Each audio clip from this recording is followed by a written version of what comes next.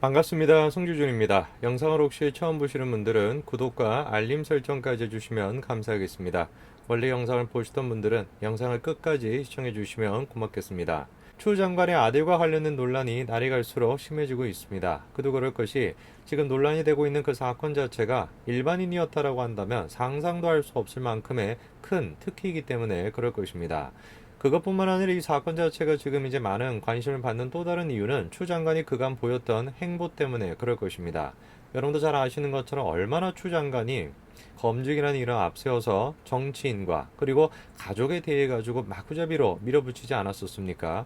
그런데 정작 자신과 관련된 그리고 아들과 관련된 문제가 터지니까 건드리지 말아라 뭐 이런 식으로 지금 반응이 나오다 보니까 이거 뭐냐, 자기에 대해서는 한없이 관대하고 상대방에 대해서만 그런 식으로 강력하게 밀어붙였던 것이냐, 이런 반응이 나올 수밖에 없는 것이죠.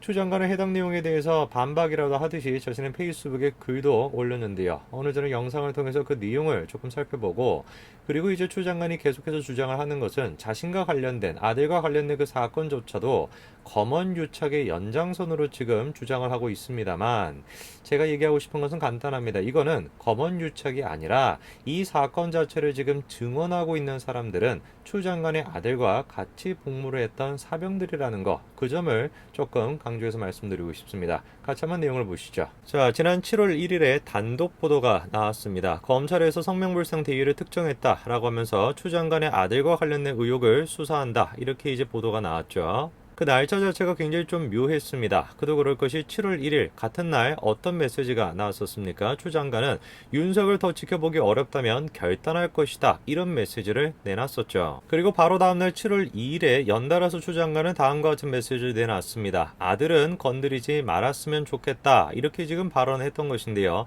그러면서 동시에 지휘권을 발동을 하면서 검언유착 수사자문단 중단하라, 이런 식으로 요구를 했었죠. 상황이 지금 이렇다 보니까 일각에서는 비판이 나올 수밖에 없었습니다. 즉 한마디로 얘기해서 아들 감싸기 하는 것이냐, 이런 비판이 나왔던 것인데, 그도 그럴 것이 그렇게 상대방 진영의 정치인에 대해서 그리고 또 가족에 대해서 강력하게 검증을 해야 된다라고 주장하고 실제로 그렇게 해왔던 사람이 막상 자신과 관련된 문제에 대해서는 건드리지 말아라, 이렇게 얘기를 하다 보니까 추 장관이 그렇게 얘기하는 검언유착이라고 하는 것도 결국에는 자신과 관련된 논란을 잠재우기 위한 하나의 또 다른 프레임인 거 아니냐, 이런 비판이 나올 수밖에 없었죠. 논란이 커지다 보니까 추 장관이 다시 한번 입장을 내놨습니다. 아들 감싸기 진실을 확인하세요 라면서 추 장관이 영상 한 가지를 올렸다는 것인데요. 자, 실제로 지금 보니까 추 장관이 자신의 페이스북에 다음과 같은 영상을 올려놨습니다. 내용을 보니까 아들 감싸기 3초만 기다리지, 왜곡이 황당해서 당시 영상을 답변의 진실을 영상으로 확인하세요, 이래놨는데, 자, 영상을 좀 한번 봐야 되겠습니다. 당시 이제 법제사법위원회에서 추 장관이 했던 발언이 지금 이제 나오고 있는 그런 영상인데요. 자, 그리고 아들에 대한 언급이 나옵니다. 굉장히 슬퍼하고 눈물을 흘리고 있다라는 것이고, 그리고 더 이상 건드리지 않았으면 좋겠고 빨리 수사를 해가지고 무엇이 진실인지 밝혀야 한다, 이런 입장입니다. 논란이 된 발언의 자막에는 더 이상과 건드리지 않았으면 좋겠고요 라는 말 사이에 왜곡된 보도로 라는 말이 들어가 있다라는 거죠. 또 직전에 추 장관이 검언유착을 언급한 것을 비추어 보면은 더 이상 건드리지 않았으면 좋겠다라는 말은 자녀에 대한 의혹을 제기하지 말라는 뜻이 아니라 아이가 슬퍼하고 있으니 왜곡된 보도를 멈춰달라라는 취지로 풀이가 된다라는 겁니다. 글쎄요, 지금 추 장관의 저 발언에 대해서 얼마나 많은 분들이 공감을 할지는 굉장히 좀 미지수입니다. 그도 그럴 것이, 여러분도 잘 아시지 않습니까? 지금 추 장관의 그 아들과 관련된 문제, 휴가와 관련된 문제, 그거를 지금 제시하고 있는 쪽이 누굽니까? 다른 사람이 아니에요. 추 장관의 아들과 같이 복무를 했던 그 사병들입니다. 그 사병들이 그 사건을 이제 직면하게 되면서 박탈감을 느끼고 우리 엄마도 마찬가지로 추 장관이었으면 좋겠다, 이런 지금 하소연을 하고 있는 상황 아닙니까?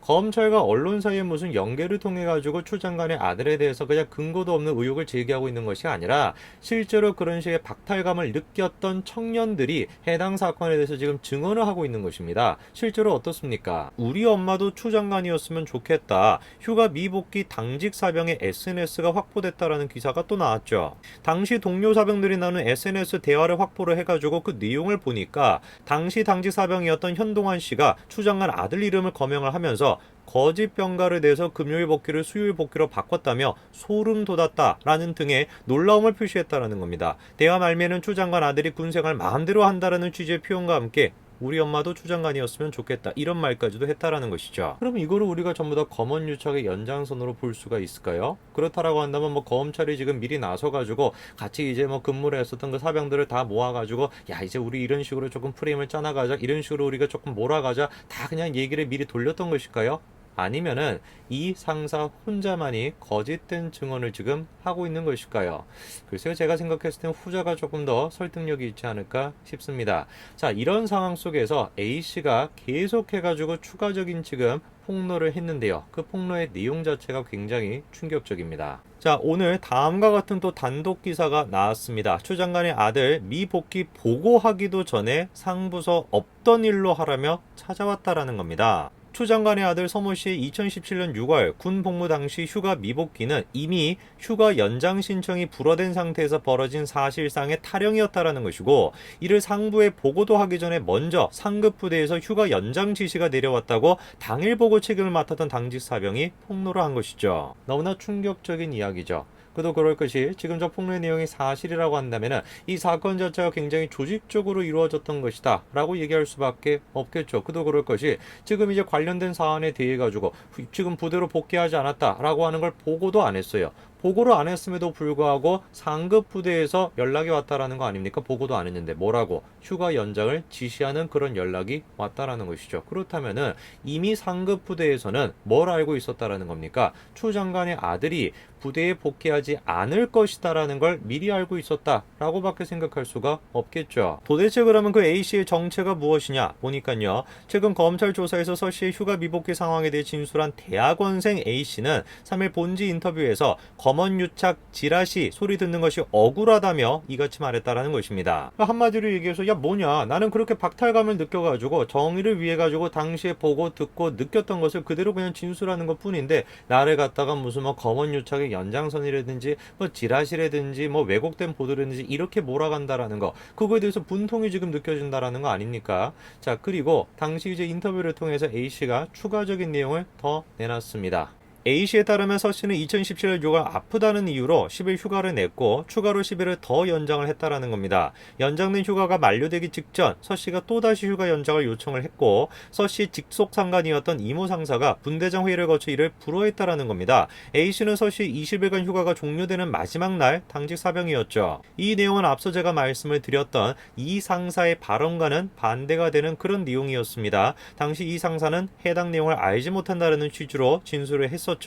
이에 대해 서 씨 직속 상관이었던 이모 상사에게 인터뷰를 요청을 했더니만 불응했다라는 겁니다. 그리고 상급 부대장이었던 이모 중령은 오해가 있었을 뿐 비상식적인 일은 없었다, 이렇게 얘기를 했다라는 거예요. 당시의 사병들과 배치가 되는 듯한 발언을 했었던 이모 상사는 어떻게 된 것인지 인터뷰에 응하지 않았다라는 것입니다. 그리고 중령이 지금 나와서 하는 얘기가 오해가 있었을 뿐이고 비상식적인 일은 없었다, 이렇게 얘기하는데 굉장히 좀 모호한 말이죠. 그러니까 오해가 있기는 있었다라는 것인데 비상식적인 일은 없었다. 글쎄요, 제가 듣기로는 굉장히 좀 변명처럼 들리는 것도 사실입니다. A씨는 그날 부대 당직 사병은 나 혼자였고 따라서 내가 유일한 보고 책임자였다라는 겁니다. 전역을 앞둔 말년이었는데 하필 내가 근무하는 날 탈영과 다름없는 미복귀 인원이 발생해 나도 당황스러웠다라는 것이죠. 한마디로 얘기해서 까먹을래야 까먹을 수가 없는 상황이었다, 이거 아니겠습니까? 글쎄요, 시간이 지나면 지날수록 그 증언의 내용에 대해서 더 신빙성이 생기는 것 같습니다. 그리고 A씨가 상급 부대와 관련된 내용도 이렇게 얘기합니다. 복귀 독촉 전화를 하려고 출타 대장을 뒤졌더니 서 씨가 출타 대장도 안 써놓고 나가 연락하는데 힘들었다라는 겁니다. 규정 위반이었다라는 것이죠. 비상연락망을 뒤져 전화로 복귀하라고 했더니 서 씨도 알았다고 했는데 불과 얼마 지나지 않아서 처음 보는 상급부대 소속 대위가 찾아와서 미복귀는 없던 일로 하고 보고도 올리지 말고 휴가가 연장된 것으로 하자, 이렇게 말했다라는 겁니다. 유일한 보고 담당자인 내가 보고도 하지 않았는데 위에서 어떻게 알았는지 찾아왔다며 서 씨 측에서 위에 손을 썼던 것이다, 이렇게 얘기를 하죠. 보고를 하지 않았음에도 불구하고 상급자가 대뜸 없던 일로 하자, 보고도 하지 말고 그리고 휴가 연장했던 것으로 하자, 이런 취지로 지금 얘기했다라는 거 아니겠습니까?